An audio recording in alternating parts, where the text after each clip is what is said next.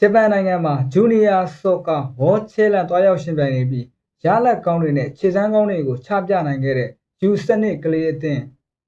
မြန်မာပြည်ရဲ့အနာဂတ်ဘောလုံးလောကကိုအယောင်တောက်ပလာစေဖို့အတွက်ယူစနစ်အသင်းကကလေးလေးတွေကိုပြည်သက်တွေအနေနဲ့အခုဆိုအများကြီးမျှော်လင့်လို့နေကြပါတယ်။အားကစားဟာနိုင်ငံတစ်ခုရဲ့ပုံရိပ်အတွက်မိကိုအားထားရာဖြစ်ရာ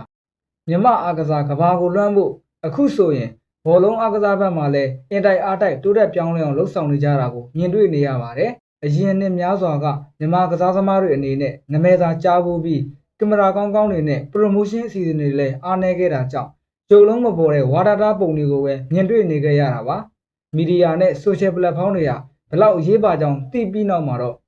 မြန်မာဘောလုံးလောကမှာလည်းကွင်းတွင်းကွင်းပြင် quality ကောင်းတဲ့ဓာတ်ပုံတွေနဲ့ချပြနိုင်ရပါပြီ။ဒါဟာတကယ်ကိုကောင်းမွန်တဲ့အရွေးတစ်ခုလို့ဆိုရမှာဖြစ်ပါတယ်။မြန်မာဘောလုံးဖွဲ့ချုပ်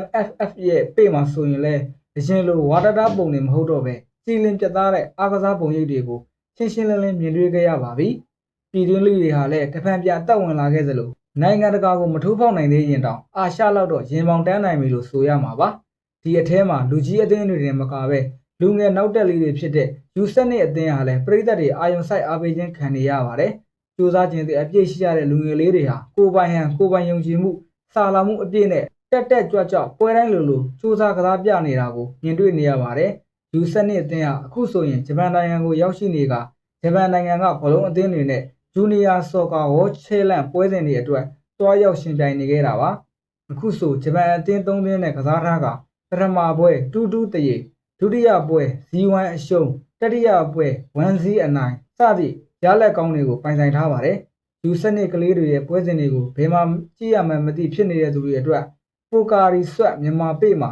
လိုက်အနေနဲ့တွားရောက်ကြည့်ရှုလို့ရပါတယ်ဗျ။ပေရဲ့ link ကိုအောက်က comment မှာချပေးထားပါမယ်။ပြည်သက်တို့ရောယူဆက်နစ်ကလေးတွေရဲ့ပွဲစဉ်လေးတွေကိုကြည့်ပြကြရလားဗျ။ယူဆက်နစ်အသင်းကဘယ်ကစားသမားကိုအကြိုက်ဆုံးဖြစ်လဲဆိုတာပြောခဲ့ကြအောင်နော်။